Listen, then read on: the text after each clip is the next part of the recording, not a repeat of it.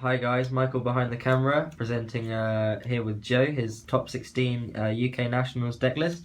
He went 8-2 in Swiss, finishing 16th after day 2, and was it 22nd after day 1? I think it was 22nd after day 1. Alright, cool. So he played Pure Zoo. How many card main deck? 42. Alright, so we'll head to your list now. Cool. Alright, I'm just going to explain the cards that are different from most people. So 3 Terra Top Attacker Tomborg. Yep. And then 7 Zoos. And then 1. Did play the Moonlight combo. Looking at all of the events recently, it looks like people just had to make the decision: do they want to play Retaliating Sea and risk it being a dead card versus a lot of matchups like the Demise True Draco deck. I just felt like people would start dropping Retaliating Sea, or at least not maining it. So I just decided to take the risk and play the Moonlight combo. Alright. 7 hand traps, and then 3 of those. Yeah. Same idea. I didn't want to play Retaliating Sea because I didn't think as many people were going to play the combo. It's a blowout. It's just a case of resolving the card in the first place. Yes. Yeah. Spells, 3 Tenki, 3 Barrage, and then I played the 3 Ball Clears. Yep. And then definite favourite card in the deck is My Body's a Shield. It's useful against so many different things, and obviously board clears almost always come in when you're going when they're going second, so it just saves me also the trouble of siding it. Book of Moon, probably the second favourite spell. It's against Zoo, it's just devastating booking the monster as opposed to maybe Dryden popping it, because they can't really use anything to stop this card. 2 Forbidden Chalice, and then the substitute for the combo, and I did play 1 Instant Fusion. Yep. Traps, Zoodiac combo. I saw a lot of people actually not playing this card, and I think that's a really big mistake. You get a lot of longevity from this card, being able to shuffle back a lot of resources, and even just being able to resolve in your opponent's turn to hope to draw a hand trap is pretty useful. Imperial Order. There wasn't room in the side deck to play it, but I felt like it was pretty necessary. And also I took the gamble that if I drew this card going first, it should pretty much be an auto win versus anything but maybe the Demise True Draco deck. It is such a blowout when you manage to flip it and you go first. And since I'm playing the Zoodiac combo, I can get to it more consistently. Sure. And then 4 traps, 2 D-Barrier, and 2 Quake and Mirror Force. So how was Quaking? Quaking was really good. You don't expect to be hit by Quake and Mirror Force when people are going for game. And then after you resolve it once against them, they have to fear it and end up once face down for the rest of the game, and they start to play suboptimally. And we saw people expecting it against Eidolons after the German Nationals, but then they weren't obviously playing around it with Zoodiac, which was really strong. Right, so shall we head to the extra deck now? Yeah, we do extra deck. 2 Dryden. I wish I played 3, but I just don't think that was the room. 2 Broad Ball. I was happy with 2. 2 Chaka 9. I was only playing 1 before. Really glad to play 2. Card's really good. 1/1/1, and then Invoker, 2 Emerald. Tornado Dragon was probably the best non-engine kind of Xyz in the extra deck. Obviously it's really good against the Zoo True Draco deck. And then Charge Warrior.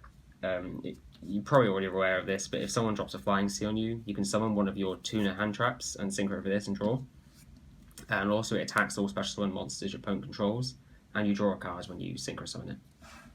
And then Norden for the combo and instant fusion. Yep. Cool. So head to the side deck. Side deck. So I didn't play Kaijus, I played 3 Santa Claus.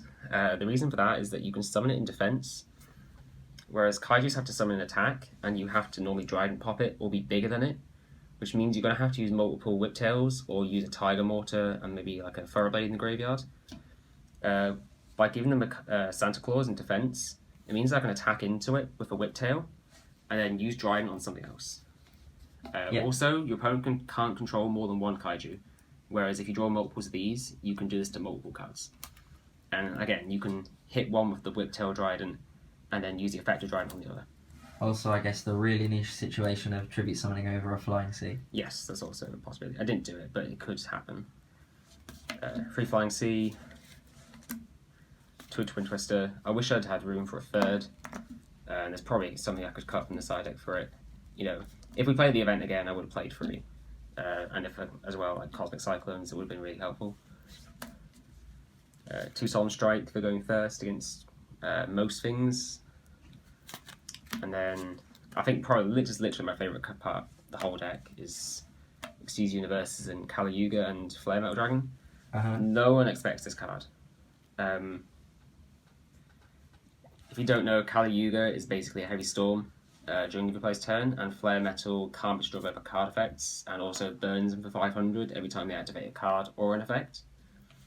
Universe, you get to send 2 Exceeds on either side of the field to the grave, and summon something that equals that rank -1, or equal to the rank. So the idea is you can hit their Invoker and a Zoo Exceeds for Flare Metal, or 2 Zoo Exceeds for Kali Yuga. Yeah. Part of the idea of Xyz Universe is you can play. I was thinking you could play against the Demise Tree Draco and try to Kali Yuga them. It didn't work out, so that's really my only criticism of that. Like, it wasn't as good against that deck as I thought it was going to be. But against the Zoo mirror matches, this card was great. I put it in going first and second, because it essentially just functions as a torrential tribute. Oh, they also can't be mind-bodied too, which is important. Yeah, exactly. The only thing you have to be careful of is that if they have a Hammer Kong face up, you can't target any other Zoo. If you have the Hammer Kong, it's fine, because it's only your opponent that can't target things. But if they have a Hammer Kong, you obviously can't pick anything but their Hammer Kong. And because of that, you can't even target your own Zoo. And obviously, if they have a Dryden, they could try and use the Dryden to pop one of the targets. But once their Dryden's effect used, you're pretty much able to resolve this whenever you want. Or if they're in a situation where they're trying to use a Broad Bull effect, and you've already got a Zoo Exceeds, in which case it's really good. But because of the monster it gives you, it's pretty blowout when it resolves. I guess timing's important, but it can give you great results. Yeah. Alright, cool. So I guess that was the list, but do you have any thoughts moving forward maybe for, say, Nationals or Euros format, or Nationals for America? So obviously Terratop's going to come out. You can't play 1 Terratop. It's just way too risky. You're going to have to up the number of Zoodiacs in your deck, so more Rams, more Thoroughblades, maybe even consider Bunny Blast. Some teammates were playing with this. You can do a combo with Bunny Blast where you add back your Barrage to your hand. That seems pretty good going forward. I still think that Pure Zoo will be the best deck going to Euros, but I haven't tested. I would have to test against maybe the Zoo Draco and the Demise deck more with the new format. So no instant, no combo, the Lunar combo, and no Terratop. Alright, cool. But I think it'd be the best deck going forward still. Yep. Okay, so congratulations again on your top 16. Great performance. So thank you very much for watching, everyone. Before we go, shout outs to everyone else in Team Shift, especially Carl, Luke, Von Hoff, Ashworth, everyone who did all our testing in the weeks up to the event. So thanks to them. Alright, great. Thanks, guys.